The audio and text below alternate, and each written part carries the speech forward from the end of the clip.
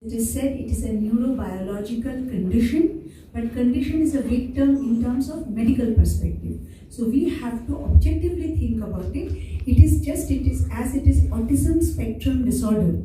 It is a spectrum of neurodiversities in terms of neuronal network alignment in certain persons, for which the spectrum exists, for which their problem lies at the level of reception of a stimulus, processing of the stimulus, and execution of the command that the stimulus demands.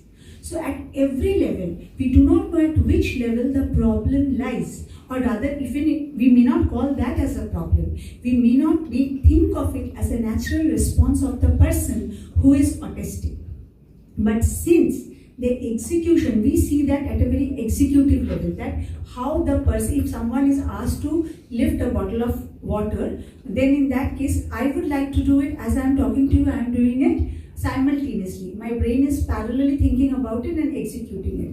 But this may not be so easy for a person who has autism. And this may be executed very differently with the bottle falling, or maybe the person would like to hear confirm that it is a bottle of water, or maybe just open the lid and pour the water. So how the execution is taking place depends upon the processing, and how the processing is taking place depends upon the perception or how the stimulus is received. So now we call it as neurodiversity. We address autistic people as a specific neurotype.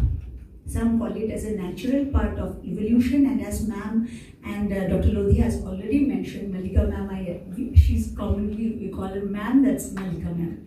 So yes, a very revered person. So they have given you the picture how holistically it appears in the society and how we should address it.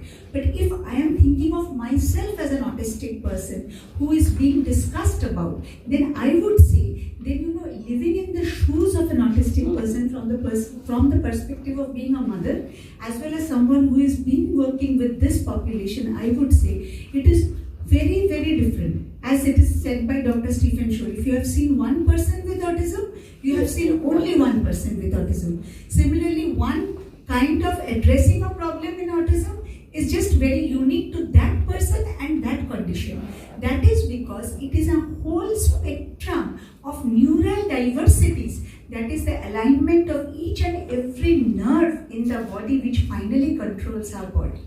So that I would give as a medical perspective, the neurobiological condition now needs to be more, explained. Condition is a very vague term.